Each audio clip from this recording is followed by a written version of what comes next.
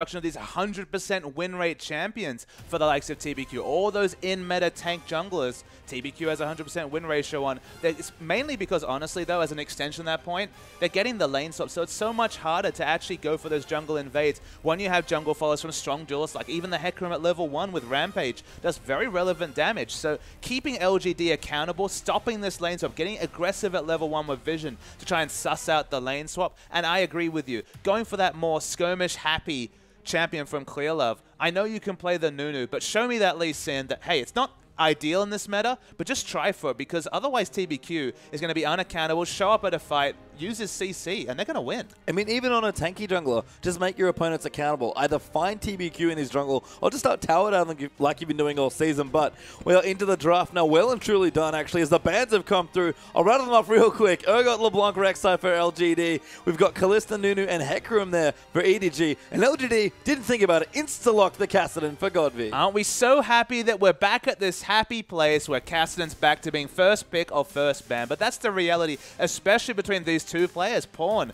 heroic for coming back into the lineup in Game 5 against World Elite, locking in that Kassadin and carrying. Both these players have tended towards Kassadin in recent matches. I mean, Acorn with the tip, sorry, GODV with the tip towards Orianna as well. Orianna still available, but not necessarily a pawn champion, to the extent that GODV, who's basically revolutionized the Kassadin with the current build, the Rod of Ages into the Zhonyas, into the Athenes, for just melee range assassination in the late game, is now available for LGD. It is an EDG take Maokai, Sejuani as their first two picks, so a good strong line and some good proactive champions now for EDG, but we'll see what LGD do want to take away for themselves. About 12 seconds left. PLL Janna still available there as well. LGD might be thinking at this point, if it ain't broke, don't fix it. 5 seconds left. They take the Jinx and they take the Janna. With the strong tank frontline that was picked by EDG, you knew that a hyper carry-esque champion was going to come out of EDG. Forcing Deft onto the likes of Sivir would be a big damage loss, given that you have so much setup CC for the likes of the AoE crits coming through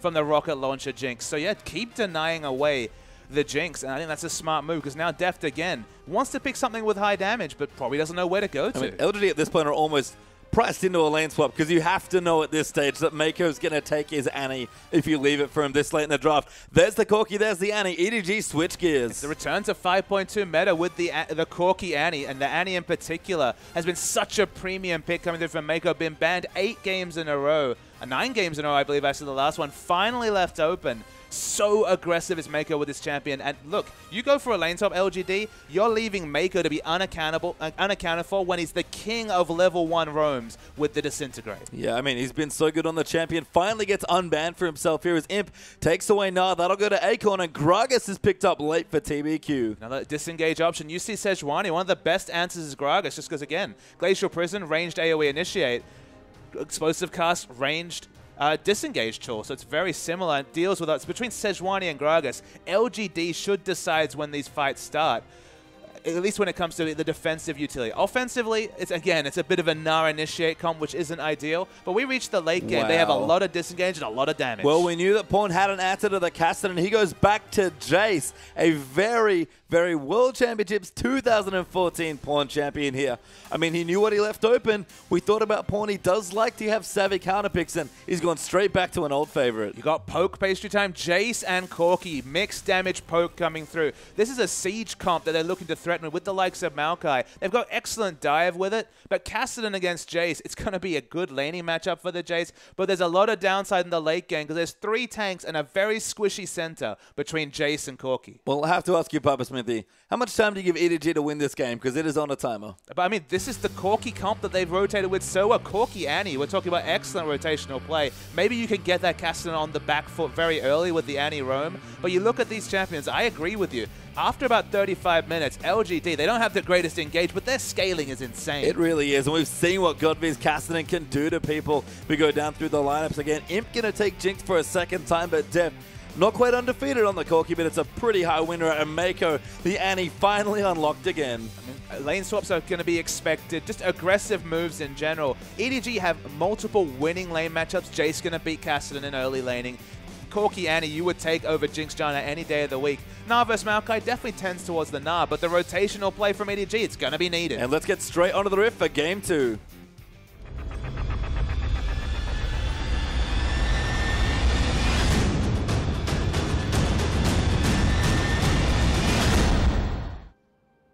And welcome back onto the Rift for the second game in our grand final between LGD and EDG. LGD currently up a game against EDG here, but EDG, they're looking to fight back and equalize to make it a best of 3, and they have quite the mid-game comp to do it with. And it's EDG trying to set the clocks back to patch 5.2, patch 5.4, with this rotational turret taking Trinity Force Corki-based comp. Big issue is that we're in the Cinderhulk meta. At some point, TBQ, you can't kill him if you're Corki. There's just no way to get through. Just the healing from the Drunken Rage and the expected 4,000 health or so coming through. Between the Happy Hour passive and the damage reduction on Drunken Rage, you're really going to have a hard time killing TBQ. And let me tell you, Corki cannot kill a Kassadin. No, not a tank buster is that Corki. It's win early and win often here for EDG's comp, even despite the tanks in the top half of the map, with Clearlove actually having a bit of a meeting there with TBQ's Gragas. There's other points to worry about. You mentioned the fact that Pawn's on something different. We actually haven't seen the Jayce since he lost lane quite spectacular against rookies Yasuo, you'll remember,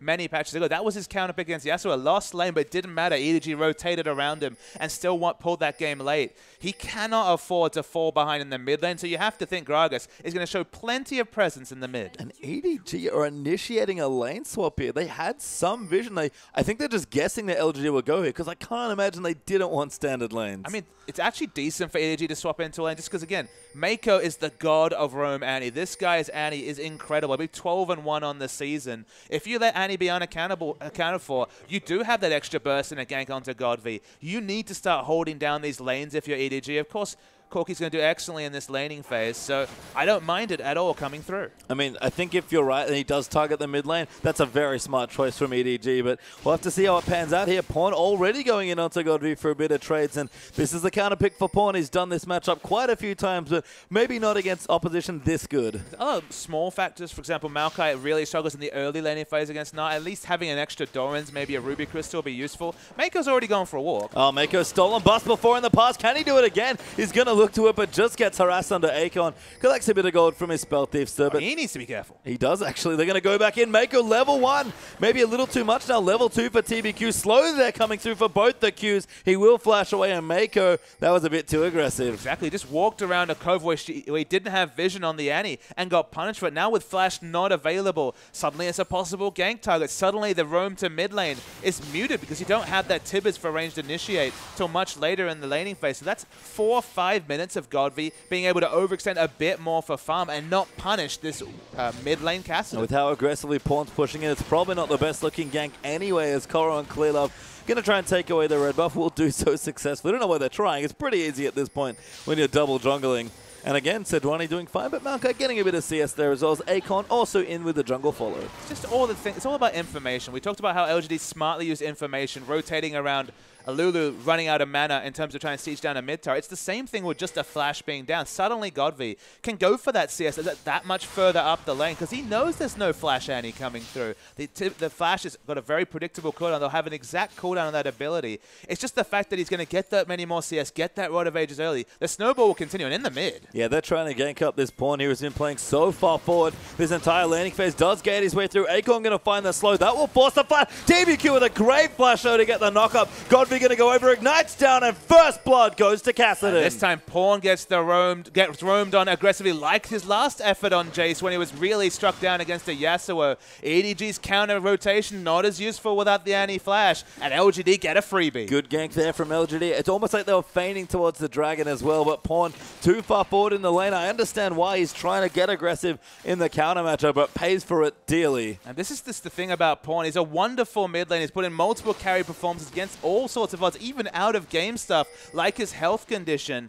But he can get too aggressive. He's an aggressive lane. It's not a surprise to see Pawn solo killed. Not solo killed in this way, but his aggression is his trademark. It's also his curse. It is indeed, as Pawn returns not even a tier finish now as well. So pretty far behind in the matchup as Imps fast push down the turret already. The LGD rotations, they are fierce, and they're even going straight onto the dragon. And we mentioned the EDG are the ones on a timer. LGD starting to dial that timer back even earlier. They're going again for the gank. Knockups come through. GODV will go down, but LGD on top of the dragon, they're going to take it away. Yep, so they still have a gold lead of about 900 gold. Now they have a dragon as well. The CSing just worked that much better on the side of LGD. They had the turret as well, causing most of this global gold that's come through. EDG, they need to win this game. They need to start rotating, but they're down a turret and they're down a dragon in a rotational-based EDG lineup. Well, it's good that they got the gank in. Nice moves from Koro and Clearlove to rotate into the mid and at least neutralize the lane back. But Pawn, he's got a slight CS lead. He's going to wish it was a little bit higher here in this game.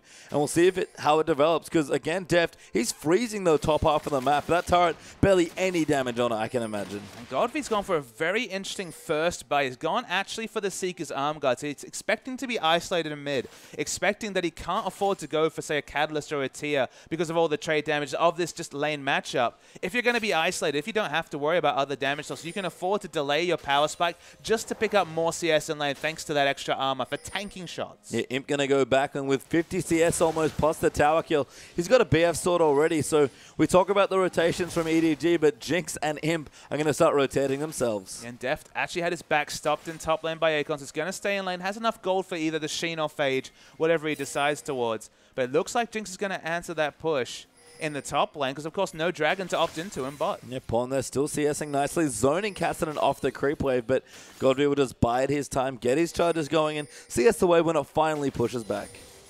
I mean, look, he's just happy to wait back. He could take a bit of range poke because he has the extra armor, has the potions available for sustain. He's not overextending for any farm. He doesn't need to in this point because he knows it's going to hit the turret. And 1-2 CS doesn't matter because once we hit 30-35 minutes, he's Kassadin and he's against the Jayce. Yeah, TBQ coming back. So's PYL actually on the Janna, but Pawn not going to fall for it this time in that particular scenario, so instead just settles for a bit of poke, finally pushes the wave back in, but Imp, he's in the top lane pushing down the turret, and it's going down. Exactly, he's having free time with the turret. Meiko's in the area, but what is a little Annie to do at level 3? And it's not going to maybe get the turret, but going to get so much damage on this outer turret. Deft returning, and Imp is just chugging away. Not even orb walking, just fancies himself auto attack. He might have even, taken a sip of his drink at some point. But EDG, they're going to try and respond with a tower kill of their own. They're going to dive in onto Acorn. Clearlove coming in there, does get the slow, but TBQ here at level 4 to try and disengage. Koro eats a knock up there. Acorn going to move back in. TBQ, though, too much damage as Acorn's trying to get the trade kill, but it doesn't happen. Imp, though, will get the turret. Ulti down onto Deft as Acorn trying to dive down the bottom. Gets knocked up again, and Pawn, he wants the kill. He will get it, but Kassadin, he's come down. He's level 6. He's going to dive in onto Pawn. The kill's going to come through. GODV gets 1. Can he make it 2?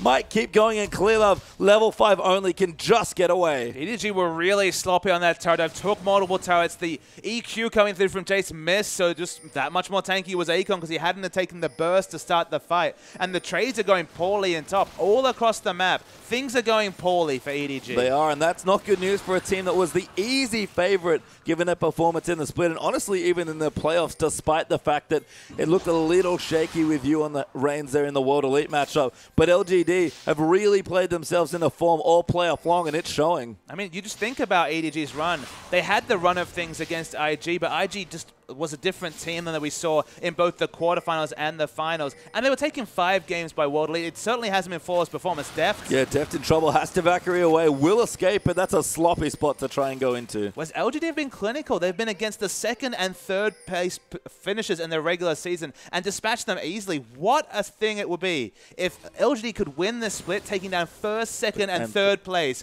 on the road. That is as a royal road as you can be, and they're looking like they might be able to do it. Yeah, looking strong so far. About 1,000 gold up here, or just a bit more up against EDG. 2 turrets down already is the crucial difference.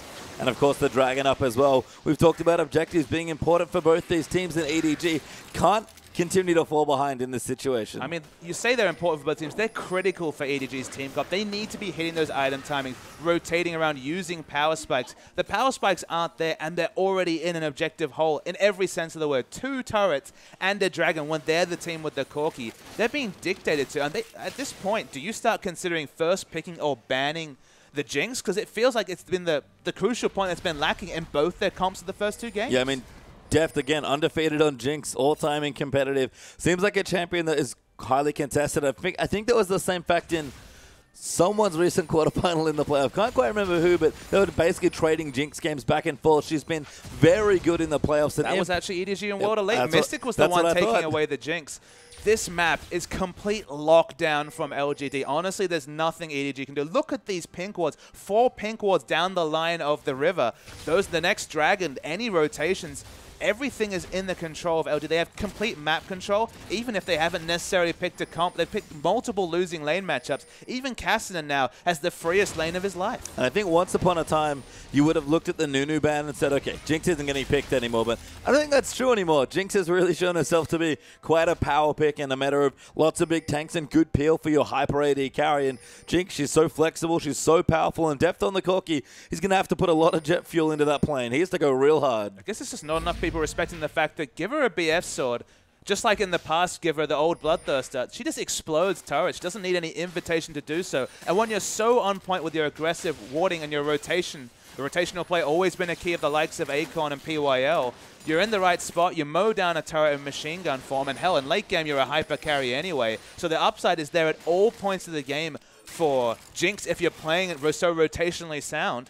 And credit to LGD, they've recognized this, they've prioritized the champion, and they're playing around it. It could be the early third outer rung of turrets once again for LGD. And they're looking for it. They actually got like 3 turret in game 1, but answered back nicely after they got some advantages through the mid game. Is it any surprise Pawn has no mana? No, not at all. I mean, this is great pressure here from LGD. Dragon's even back up as well. As we've said, they've played so smart all playoffs long and just showing it again. And they just stack these events. They play so savvy. Keep contesting these enemy blue buffs. You saw there was a blue ward on the enemy blue. There was pinks in the area. If he never picks up blue, at some point he's not going to have mana. Rotate towards mid. Take that objective if you can. And then they don't get it, but they rotate and get a free dragon. Yeah, Dragon is dead here at this point, so that will go over to LGD very soon, you have to think. GODV going to return in. There he goes. The Dragon does come through there for the LGD squad. And Deft on the top side trying to get some push on, but he doesn't have very many good options, unfortunately. There's no Trinity Force or even Sheen to get big turret damage. It's going to be a very slow turret timer.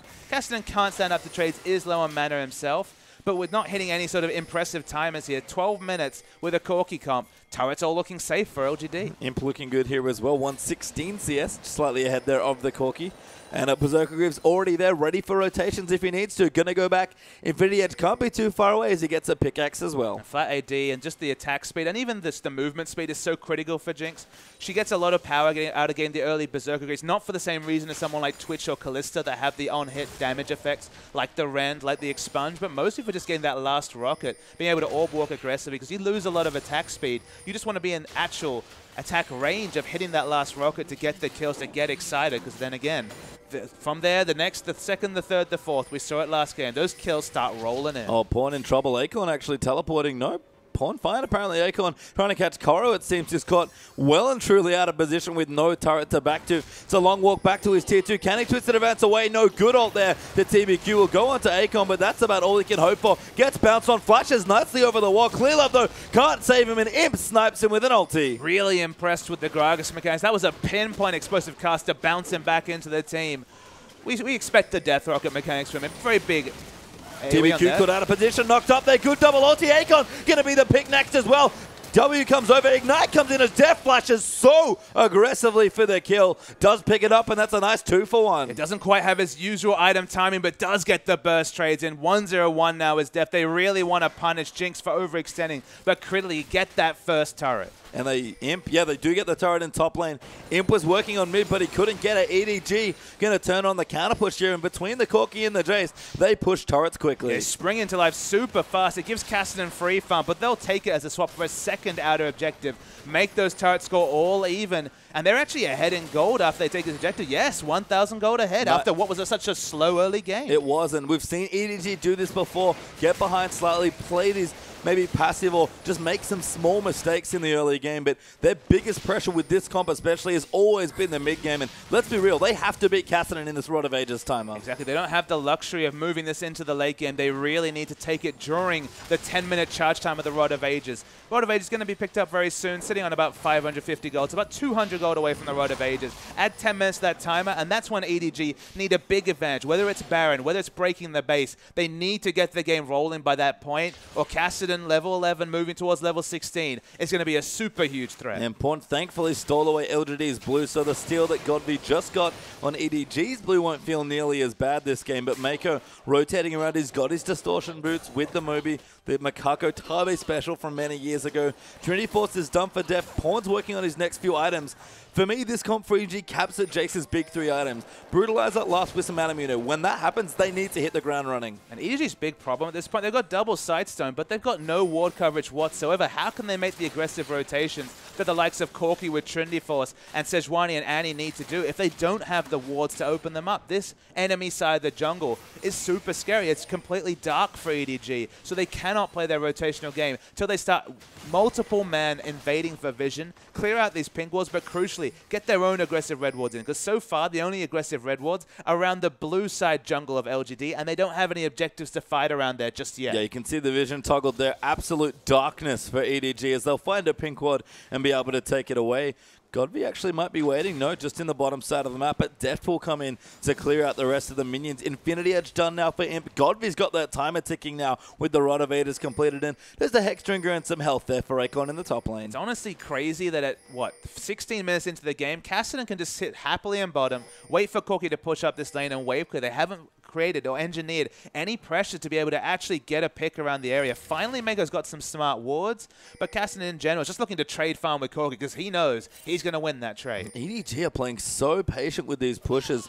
They don't have any vision. That's the problem. They're afraid to push out past the river because they don't know who might be ganking them. Exactly. I mean, that's a very valid scaredness at this point when you look at the fact that there's 2 people in the pocket of Kassadin. Yeah, I mean, people ready to go, but we'll back away there from the bottom side as PYL and TBQ will get out of the bottom side of the map. Deft, though, has to counter push the wave back in. That's going to open up vision around the dragon once again for LGD. And as we look down, actually, very sparse warding there around the river area. And LGD, if they can get this 3rd dragon, that gives them so much momentum moving in towards their 25-minute timer. Yeah, LGD had about 8 to 9 minutes of lockdown vision around that area. Crucially, only got 1 dragon from it. Already had the 1st dragon in their pockets. The 3rd dragon, as you mentioned, with a rotational-based comp like EDG's that uses things like the Jayce E to move around, that needs to take turrets and abuse their excellent engage options from the likes of Clearlove on Sejuani and the Annie coming out of Meiko. The extra movement speed makes you that more likely to step out of the range of the Tibbers, of being able to disengage from the Glacial Prison. Movement speed is a really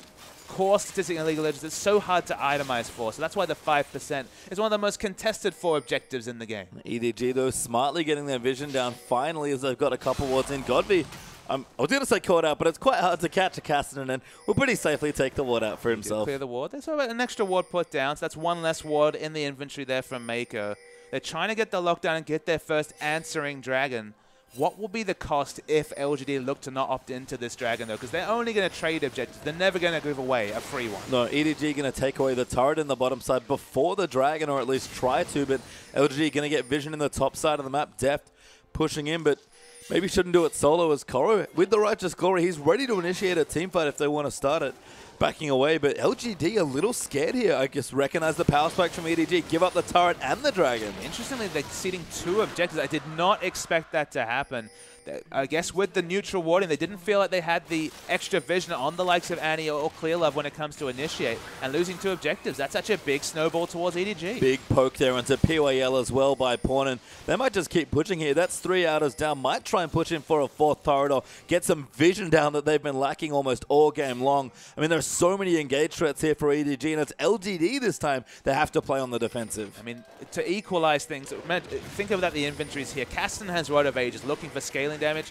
We already see the Righteous Glory finished for Maokai. He's going much more aggressive. They're looking to pick onto Acorn, but Twisted Advance right now is down. Yeah, they want to gank here, but Acorn can't really go anywhere. Good Arcane Smash. Meiko with a stun. Clearlove going to look for a follow-up stun, but Acorn hops and flashes away. Ulti just missing there. Don't even get the slow, but Twisted Advance is back. Clearlove's going to permafrost him. Meiko with a stun, and Clearlove gets the kill. While it's multiple members being used, there's no objectives to answer, so might as well go for the freebie kill. Get the flash out of Acorn. That's being answered in this situation. So they get the flash. Suddenly, you have so much less risk coming through from the Flash Gnar ultimate. And we already mentioned, the other engage tools, a bit like EDG's comp in Game 1, are not really there for LGD. Yeah, and Acorn down 30 CS in that lane, and for once, in the wrong place there in the top lane, pushing too far forward. And you can tell that they're trading some farm for their Kassadin, and GODV is getting stronger as the Rod of Ages has about 4 minutes worth of stacking on it. TBQ going to try a blue buff steal, and actually might be able to get it here. I mean, they have 4 members in the area. You can see Sejuani coming from the top side of the map, but it's going to be far too late. GODV picks that up. The stacking's at 4 minutes. We mentioned the next 6 minutes. The first 4 minutes of that Rod of Ages timer has been very good to EDG. They need to continue to stack objectives, though, in the the next 6. I mean, you can tell why LGD have been respecting all the power of EDG. They've been so scared to contest it. They're freely giving away objectives. Acorn actually got himself killed as a result, but LGD, they know that if they can hold on, even though it's 3,000 gold up right now for EDG, if this lead stays as it is, stays effectively neutral for 5 to 10 more minutes, their late game scaling will start to take over. And look, it's not a guarantee in the late game because there is some lockdown CC that can be used specifically on the Kassadin to try and burst him down. Corki definitely struggles in killing someone like Kassadin who has the Rift Walk for reposition, so you miss a lot of your AoE spells. Just is going to have a large health pool from the Rod of Ages and the Stasis opportunity. But there is Annie and Sejuani lockdown CC, and with that Mura mana, actually about 150 mana away from transforming, the single target damage from the hyperdrive coming through from Jayce is actually something to be respected. Trying to steal the red buff there is in, but doesn't get it, just pokes Deft in the face there with a big old rocket. EDG will return to their mid lane, but good wave clear here with Pawn, especially who's sort of hit his stride as far as mid-game build goes, just needs the transform that you mentioned.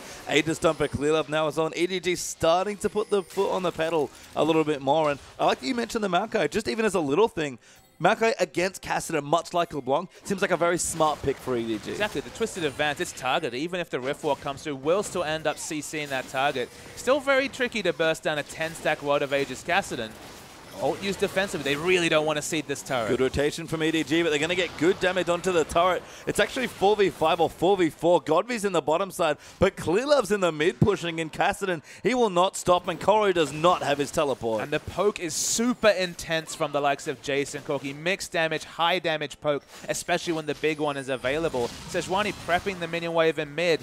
LGD understand they're going to at least, at minimum, lose this first outer turret. Don't want to leave themselves in a position to lose 2. No, Koro's already back. That's smart stuff. Maokai can probably handle Kassadin at this point. GODV doing work on the turret, but will not claim it, and Clearlove wants a kill so bad. He's going to try going out to PYL. Gets both there. Meiko flashes forward. That's one kill instantly. Deft going in, looking for the next. The Chompers may just save the rest of his team, and PYL the only casualty. They get the first pick. Still 2 minutes to Dragon. Baron not a realistic objective. EDG, no real need to stop the siege. Pawn still got blue buff. They could keep sieging, but no, they back away. Do not tell EDG that Baron is not a realistic objective. This team, more than any other, has done so many sub-25-minute Barons. And they have a lot of Baron vision. They have not cleared away the one blue buff, so it is the blue wards. It is going to be expected. That's a lot of Baron damage. Maokai's going to react second, though. This is really, really risky for EDG, but Koro might have caught out Acorn. No catch required, but EDG do have to pull off the Baron and lose any other pressure. Yeah, so they aren't able to pick up that outer turret. That would have been the easy objective. They went all in. They tried to get the Baron, and honestly, if there wasn't a blue ward there, it would have been so high cost for LGD to face check that area. I believe Imp wasn't in range for the Scrying Orb at the time. It might have been a free Baron. So a decent attempt, but the result is nothing. I feel like the reason EDG do that so often is that in that situation, they feel confident in their team fighting in a 5v4, because that's what it is for a little while when you go onto the Baron. The opportunity cost, if you get it, is so high at 25 minutes that it's a reasonable calculated risk to take. I think this returning to that line of thought, the big issue, I think it's situational. Obviously, if you feel like you have the high Baron damage, absolutely force it down. Trinity Force Corki, not the highest Baron damage. The issue, the thing is here, the unique factor, the LGD engage is almost non-existent. They don't have engage options, so if you are face check, you will be able to kite away. You have disengage CC coming through from even just Annie's regular disintegrate and her passive, so able to back away. So again, you try and force it down, you don't get it, you don't lose anything. There was no big objectives on the map that could be answered, so why not go for the Baron? You get it, fantastic, 22-minute Baron. How's the enemy going to deal with that? You don't get it, at least you don't get punished with death. Yeah, 3,500 gold up now for EDG, although now only 3,000 as Imp takes away a turret almost solo there. See a QSS done for Jayce as well. Dragon back up in 5 seconds. Scuttle Crab will go to Imp actually, so that credit will go over to LGD, but Koro looking for a flank just on the right-hand side there. EDG, they really want to fight. Yeah, both Koro and GODV thinking about different types of flanks, because look at this. Zhonya's is completed. Only about a minute left till 10-stack Rod of Ages. Did EDG get enough? That's the big question. They got a 3,000 gold lead. They're winning in turrets, but did they get enough to deal with a late game Kassadin? This team fight will tell us that, I think, as Koro getting aggressive, really going the long way around for the flank. He wants to get right on top of him. He's actually popped his Righteous Glory. The fight started. Acorn going in. Clearlove's in the mix though, and Deft peeling away Clearlove. Little too much damage being taken. TBQ gonna get low. Does go down to Deft. Clearlove just goes down to Nubbin. Round the side, Koro right onto Imp. They will get the kill as Maokai claims it, but GODV going nuts so they can't split up. too much. Meiko goes down to Acorn. He gets a double kill. Pawn looking to go down. Maokai trying to peel away, and that's 4 kills. Make it 5. Acorn gets away, and Koro might take a while, but he's going to try. They just had to use too many resources to take down Imp. They had to use the Valkyrie aggressively from Deft. Dies with his heal up. Did not have the flash available. Eventually, Janna, of all people, gives up the kill credit, but that's the question answered. LGD, the consistent damage from GODV just can't be answered, and he can't be peeled away. Kassadin's so strong, and he's fully stacked now with that rod, the gold lead. Only 1,000 up now for EDG. A third dragon for LGD here as well. And you have to think, we talked about the time may be out for EDG. And that's the thing, Kuro took so long to get into the fight, eventually got where he wanted to. They got the kill on it, but at the massive cost of losing all their damage. Pawn couldn't even solo down the Gnar, didn't have the item timings to do so, even though he's got basically everything he'd want at this point with the Mirror Mana transformed. QSS completed just for an extra factor wasn't enough in that fight. I mean, just at, again, a basic level, splitting up like that, really bad against when you have your Maokai that's basically trying to peel and absorb damage with the ultimate, and a Kassadin that just has all the mobility in the world. But this is not a team comp like EDG were running in the previous game where you can just have a 4-man peel group for the AD carry. Corki is a different type of AD carry, all about burst trades rather than necessarily attack speed modifiers, like just pure attack speed and crit. Looking to see who took the blue buff. GODV has one, but unsure if that was the previous blue buff. I think TBQ got one, but I'm not too sure. You're right. TBQ got it. Good work, mate. Manages to take it away for himself as EDG trying to find a foothold back into this game, but now only up about 1,000 gold again. And let's see the last team fight. So remember, Maokai on your minimap still hasn't entered the fight. Already Righteous Glory popped, isn't able to do anything. It's just a bit of neutral poking around this fight. Clearlove is basically completely DPS'd out and is lucky not to die at the start of the fight. And even though TBQ dies, look what has to be used to get on top of him.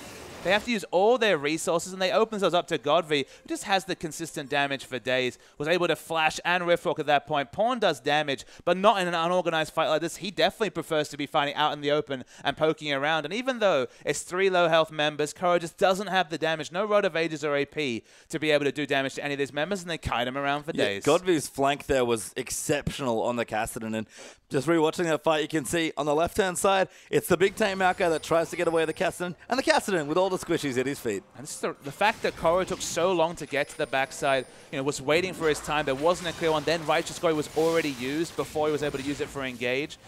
It just took too long, and the cost was Corki dying as well, and that's where the damage just ended for EDG. I mean, almost down in gold, down in dragons now at EDG as well, and LGD have started to scale. Infinity Edge Static Shift, Last Whisper done for Deft. GODV almost finished the Athenes for his patented Zhonya's Rod of Ages Athenes build. Warmog's done for Acorn.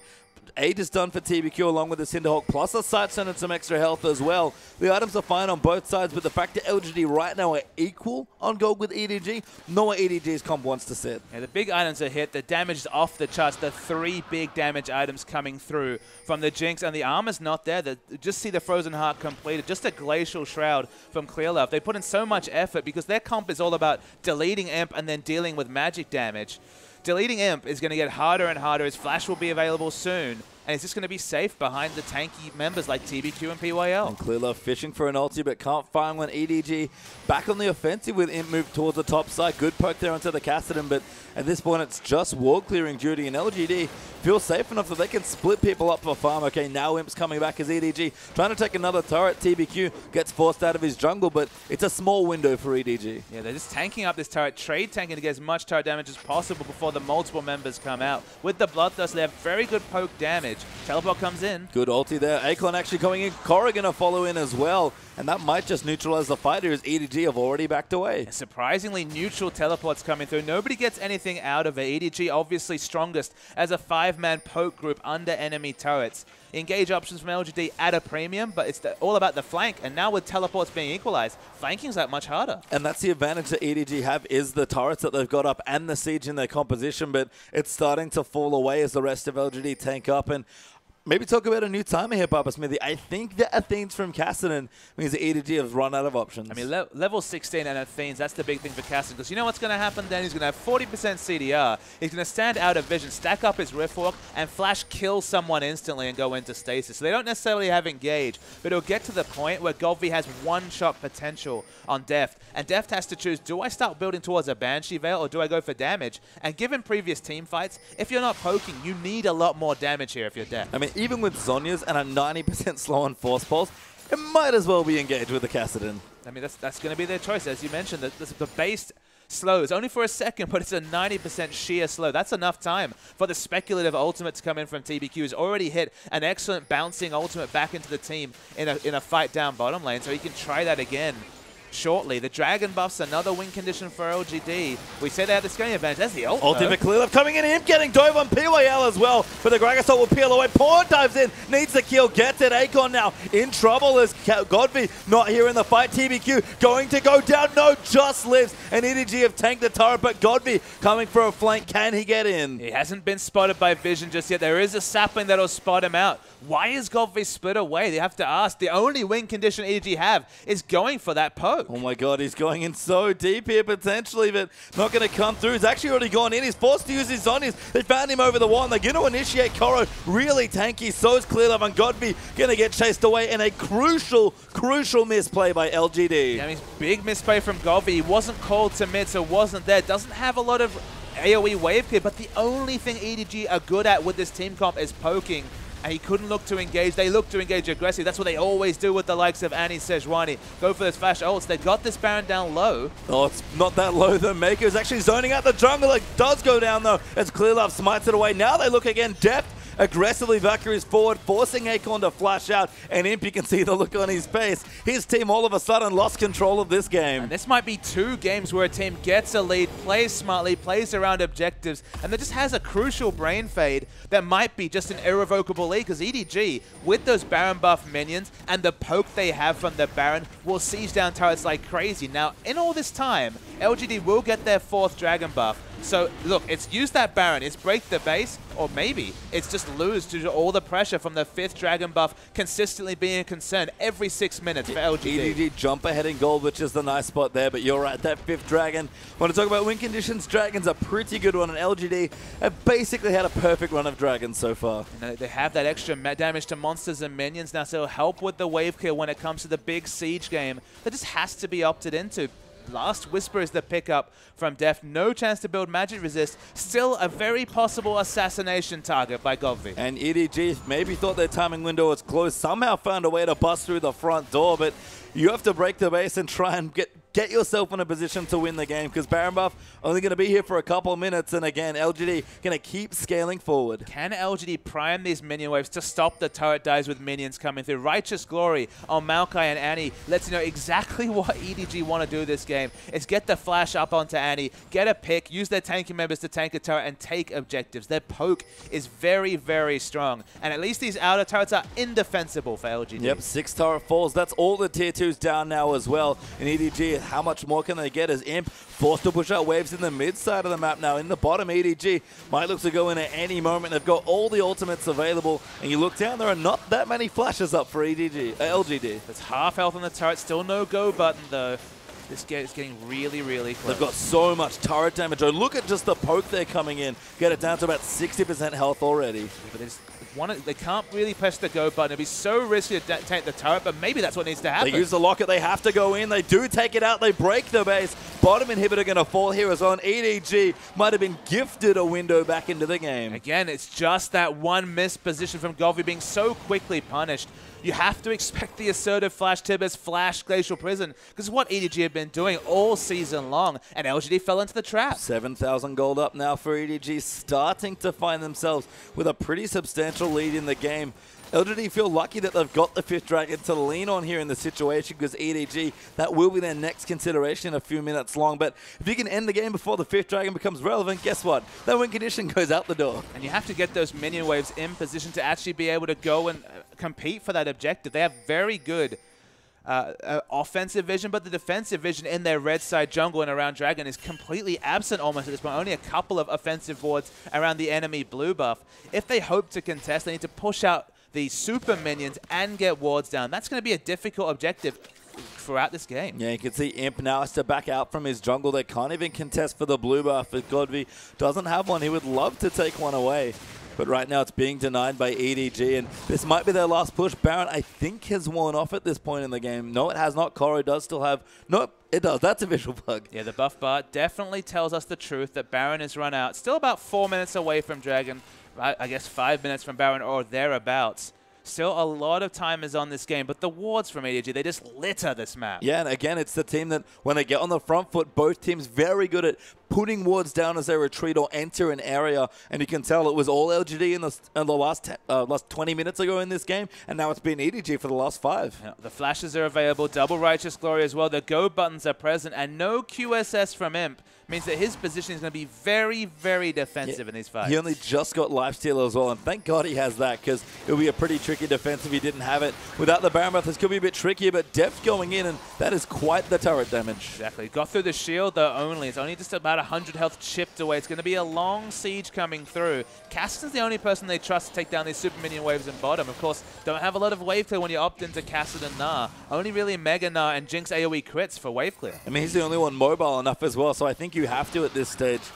And LGD going to try and keep it down again. EDG, they know it's a long siege, but it doesn't matter how long it takes as long as they get it. Kassadin's backing actually going to purchase, so isn't going to be here. It's a low turret. TBQ going in. Clearlove gets popped into the team. Deft going to try and take the turret, but that's quite dangerous. Pawn gets in. They'll take it away. Acorn gets knocked away there by Pawn as Clearlove goes back in, and they're tanking up so much damage at EDG. Diving onto Acorn. They're going to try and take him out. Gets the 2 tanks there. Do they as Deft gets the first kill. GODV forced to use the Zhonya's, gets bursted down massively. Deft going off big, but Imp returns in for the fight, and Pawn, that's a big crit there as they'll follow through his POL. Trying to find somebody. Clearlove gets away. Deft, though, goes in. 1v3, gets the first kill. Goes in onto Imp, tries to find it, but the stun lands in. But GODV's found his way back in. He'll use proactively there to get away from Kassadin.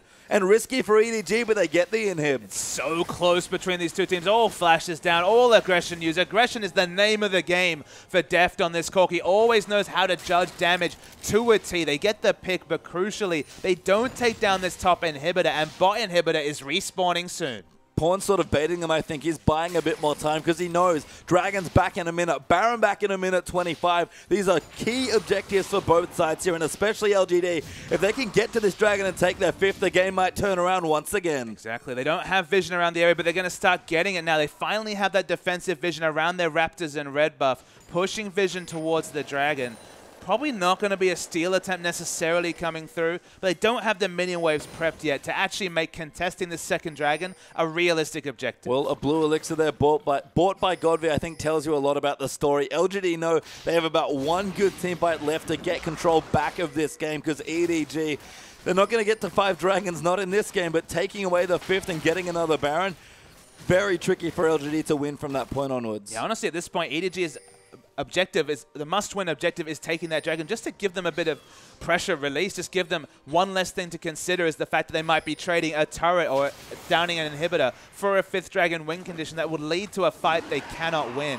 LGD definitely looking to position for this Dragon, though. Dragon's back up, and again, LGD, they do have plenty of fight left in their team comp as well. Look Massive poke by Pawn, though. Might dissuade them in EDG. They don't want to take the Dragon. They just want to make sure LGD don't get it. Look at this flank, though. Oh my god, Koro going into the backline. They're diving in deep. GODV trying to find a way in, but PYL goes in. Massive ulti lands onto him. That's 2 dead. Make it 3 as TBQs falls down as well. And EDG bait them in for that 5th Dragon and take 3 clean kills. What a flank coming through from Koro. It was insane right around the back of the team fight, getting everybody riff walking in. It looked like Deft does damage in about 300 range as Corki, unloading onto the Jinx, not able to get away. No QSS, 4 damage items. Don't do a lot of damage when you're dead. Super Creep's already here. Bottom inhibitor falls back down. Nexus turret will go down, and EDG will equalize the match. GODV dives in, but he gets obliterated as he dives into the team. Turret will fall. Nexus will join them soon. Acorn trying to fend them off, but it's hopeless at this stage. And from a best of 5, we fall to a best of 3 as EDG take game 2. And EDG show what's old is new. They bring back their 5.2 meta, but they execute it so well. we kind of tipped the hand over to LG. They had that big cast and they had that big Jinx. It was looking like the mid game would be the big win for them, but one mistake again. What a game series this is when it's only the smallest of mistakes that are taken down. You can see Imp is a bit crestfallen on your screen because that game was in the palm of their hands with the scaling they had, and EDG stole it away. Yeah, the team that's looked very proactive at the early part of the season especially found a way back in, and I have to say, that's 2 games and 2 massive Sejuani ultimates, and that's what's been the deciding factor. Sejuani and Annie, that's the duo that they had this game. They didn't even need the Sejuani for the starter parts of the season, but Meiko's Annie has been respected for so long. 9 bans in a row left open, and it was the go button they needed. Yeah, it wasn't banned for the 10th game, and look what happened as EDG equalize it now, and as we return from our break, we'll go back.